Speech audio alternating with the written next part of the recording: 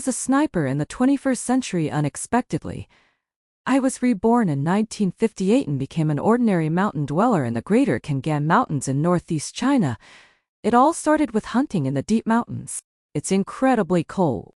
Oliver stood in the snow-covered mountain forest. The scene before his eyes made him shiver involuntarily. The surroundings were a vast expanse of white, with ice and snow covering every inch of the land. It was as if he had been transported to a world wrapped in silver and white.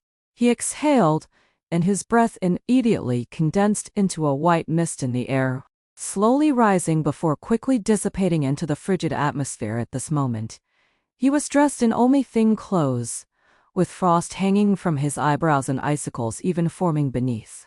He looked around. Apart from the ice, snow, and howling wind, there was no other sign of life. This mountain forest seemed like a forgotten corner, desolate and uninhabited, devoid of warmth, leaving only endless cold and loneliness. If it were for the real tactile sensations, he would have thought he was dreaming.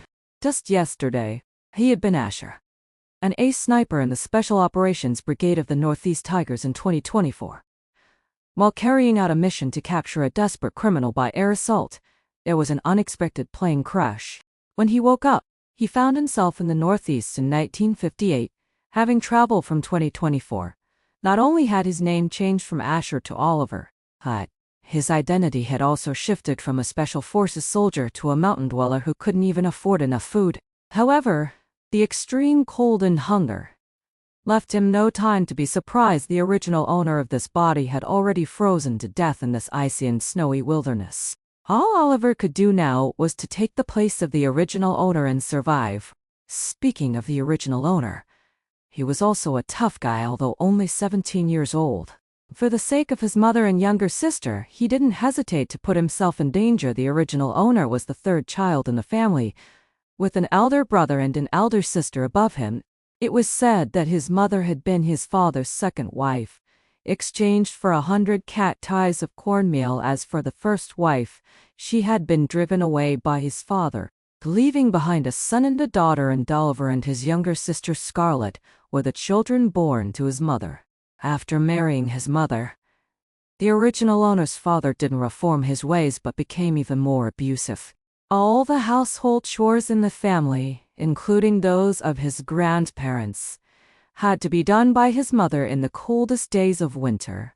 His mother's hands were covered with cracks from the cold, and every time he saw them they were bleeding. But even so, his father still beat his mother until she was bleeding from the head with a stool, just because she was late in cooking for his grandmother. Because of this, the original owner had a falling out with the family. He wanted to split the family and take his mother and sister to live on their own, because if they didn't leave, his mother might be beaten to death at any moment. And his sister, who didn't have enough to eat, would surely starve to death sooner or later. In fact, the original owner's mother didn't agree to the separation of the family. Her and Adolf family had married her off because her father was ill and was afraid of burdening her. If they knew how she was living now, how heartbroken they would be. I'm afraid her father's illness would flare up again. If he knew about the current situation, he would definitely come to fight. But the old man's health really couldn't withstand any more stress. If he got angry again, he might not survive this winter. It was only when her husband was about to beat the newly recovered Oliver that the mother realized that if they didn't leave, all of her children would die.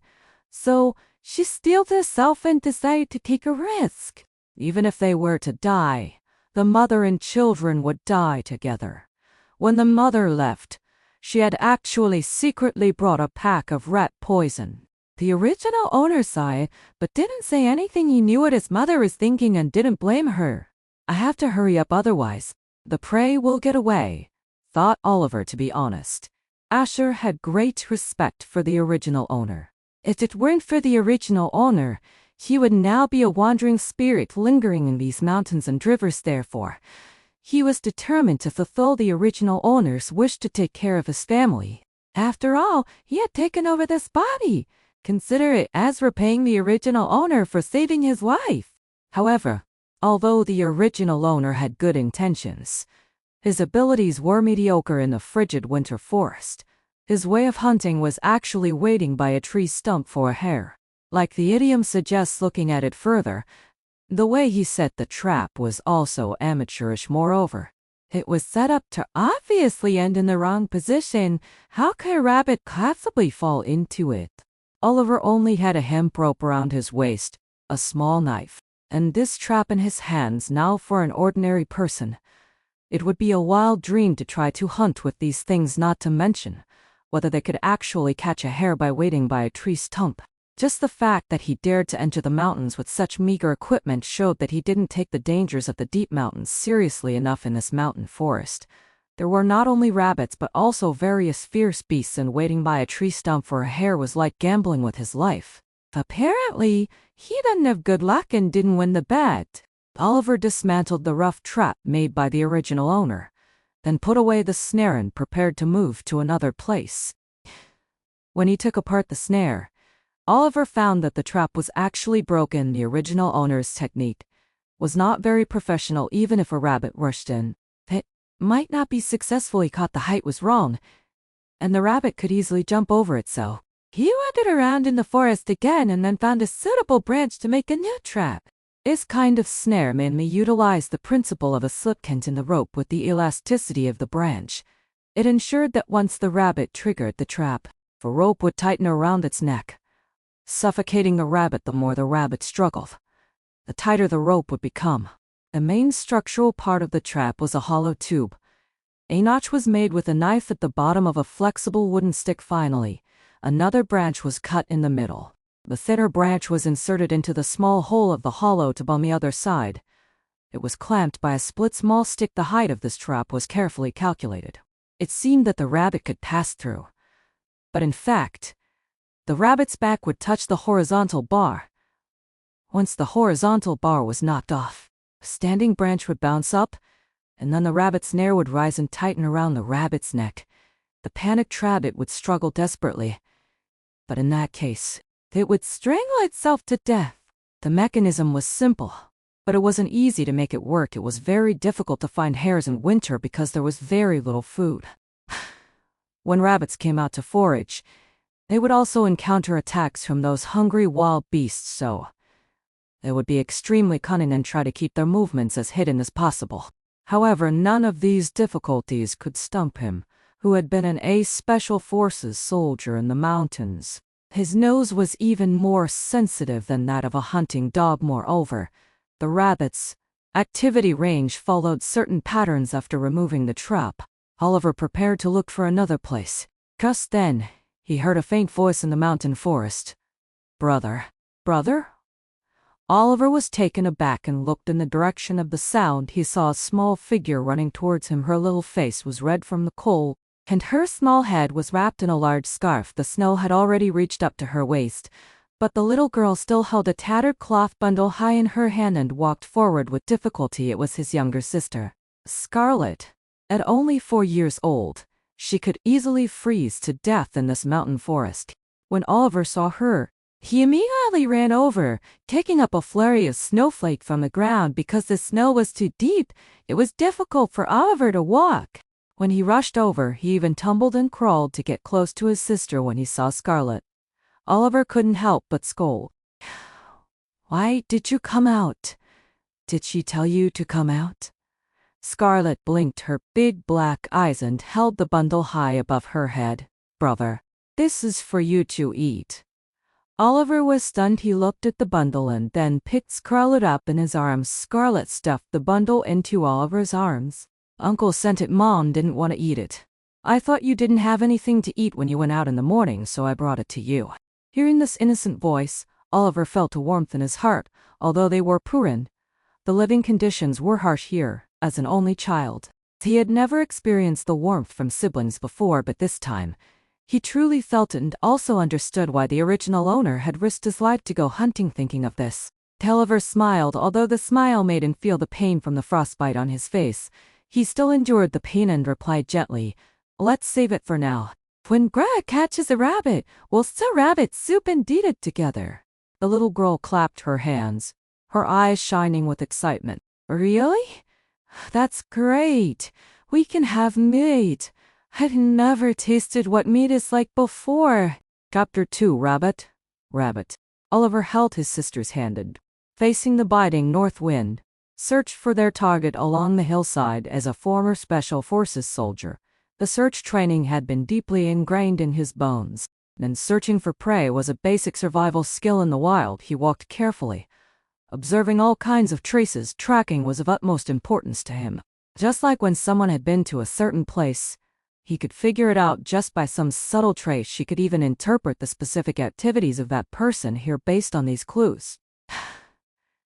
Now, he didn't have much equipment on him, and his physical condition was not as good as when he was in the Special Forces. Therefore, he had to stay alert at all times to avoid fierce beasts. After walking for a while, Oliver suddenly stopped and his gaze locked onto the base of a large tree. He squatted down and found several hard, frozen small particles. They were fresh rabbit droppings. Scarlet looked at him curiously. "Brother, what are you looking at? Isn't that just rabbit poop?" Oliver raised his head, a glint of cunning flashing in his eyes, and smiled. "This is our clue. It means there are rabbits around here. Come on. Help me set the snare." He stood up and said, "We'll catch rabbits right here." When Scarlet heard that they were going to catch rabbits, she was immediately overjoyed. If Oliver could catch a rabbit, then she would have meat to eat. There will be meat to eat. Scarlet happily followed Oliver to set up the rabbit snare. Oliver's technique was completely different from that of the original owners. It was more professional and precise. The original owner only had a superficial understanding and often applied the method mechanically when setting the snare. Whether it succeeded or not was mostly a matter of luck. However, Oliver was very different. Using his previous experience, he set the snare in a place where rabbits often appeared and even camouflaged the trap with snow to ensure that it wouldn't alert the prey. After setting the snare, he used the hemp rope around his waist to make a simple trap around it. The principle of this trap was similar to that of the rabbit snare, but was simpler and more practical. Oliver chose branches as the support points. Once a rabbit or other small animal touched the trap, it would trigger the mechanism, causing the whole rope to tighten instantly and firmly trap the prey to make the trap more attractive. Oliver also deliberately plucked some pine tree leaves and placed them inside the trap. In this way, the green leaves could attract those hungry small animals to come and forage, increasing the success rate of the capture. With Scarlet's help, the trap was quickly set up. Then, the brother and sister found a hidden position and quietly waited for the prey to arrive.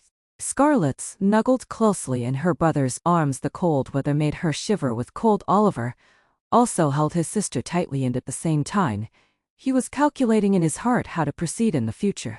He knew that for the sake of his sister, he had to work even harder and use his wits to face the upcoming challenges. After all, this dam starting situation was extremely unfavorable to him. In the South, freezing to death is an adjective, but in the Northeast, it's a verb. When Oliver was in the army, he was initially assigned to the border defense. He served there for a few years and was later selected to join the Special Operations team when patrolling the border. In those years, he often heard the old squad leader talk about cases of people freezing to death, even with their thick equipment. They couldn't last long, let alone now. The brother and sister, who were crouching in the snow pit, were shivering after waiting for about an hour. Small black dots suddenly appeared in Oliver's field of vision. If he didn't observe carefully, you really wouldn't be able to see it. Scarlet asked curiously, "Brother, is the rabbit coming?" Oliver immediately put his finger to his lips. "Shh. Although rabbits may seem harmless, in fact, they are very cunning. Their 2 ears keep rotating like a radar, listening to the movements around them. At the slightest sign of something wrong, they will immediately hide. The saying, 'a crafty rabbit has 3 burrows,' really applies here. Looking at the rabbit, it seemed to be preparing to go out to find food. After making sure that the surroundings were safe, it finally stuck its head out of the snow. Sure enough, the rabbit looked around for a while longer before starting to move.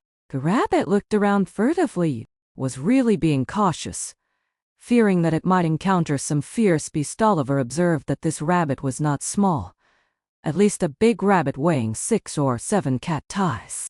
Its gray fur was fluffy, and the fur on its body faintly glowed with a brownish-yellow color in the sunlight. The rabbit hopped forward soon. An uninvited guest appeared. Oliver didn't expect that he wasn't the only one eyeing this fat rabbit. There was also a snow-white ferret. This ferret was also looking around furtively. Observing the surrounding movements, it seemed to be lying in wait for the rabbit, an unexpected bonus. Oliver looked at it in confusion. However, the snare he set basically wouldn't work on this thing. It was slender all over, and it was not easy to catch it.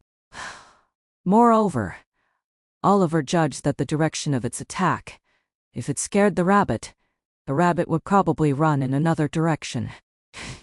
No, if that happened, the snare would be set up in vain. Oliver was a bit anxious. He whispered softly in Scarlett's ear, "In a while, you go over there and jump around. I'll sneak over there. We'll do a surround 3. Leave one open tactic." Scarlett was confused, and her big eyes were filled with innocence and bewilderment. What does surround 3? Leave one open mean? Oliver smiled. You'll know in a while. Listen to brother. I'll roast a rabbit leg for you tonight, remember? Move when I move. Scarlett nodded excitedly. She obediently squatted in place, while Oliver quietly circled around the perimeter and blocked the rabbit's other escape route. However, when he got to the other side, Oliver didn't move. He was waiting for the ferret to make the first move. Oliver stared intently at the ferret. Finally, after getting closer and closer, the ferret couldn't hold back any longer and launched an attack. The ferret trushed towards the rabbit at high speed. Although it was small in size, it was very agile and could directly bite the rabbit's throat tightly, giving the rabbit a strangling blow. In the rabbit, the moment the ferret launched the attack, ran towards the north. Oliver suddenly stood up with a whoosh, deliberately kicking up a large amount of snow, and then shouted with a whoa. The rabbit was startled and turned around and ran towards Scarlett's direction. Scarlett now. The little girl was very obedient. She stood up immediately and imitated her brother's actions. Whoa! She did the same. Kicking up the snow, the rabbit was also frightened and turned around and rushed towards Oliver's trap in order to make the rabbit fall into the trap. Oliver had carefully cleared a path. The snare was on this path for the rabbit. If there were no snare, this path would be the way to escape to safety. Unfortunately, there was a trap on this path. The moment the rabbit rushed in, the mechanism was triggered, and a branch bounced up. Then the rabbit was caught by the snare. The rabbit's speed was too fast, and the rope instantly locked around its neck. The rabbit kept struggling, kicking up a large amount of snow on the ground, and the ferret was scared. It didn't understand what was going on. But when it saw Oliver rushing over, in the ferret's eyes, Oliver was a huge monster. It had to choose to retreat and disappeared into the snow with a whoosh. Oliver ignored it after all.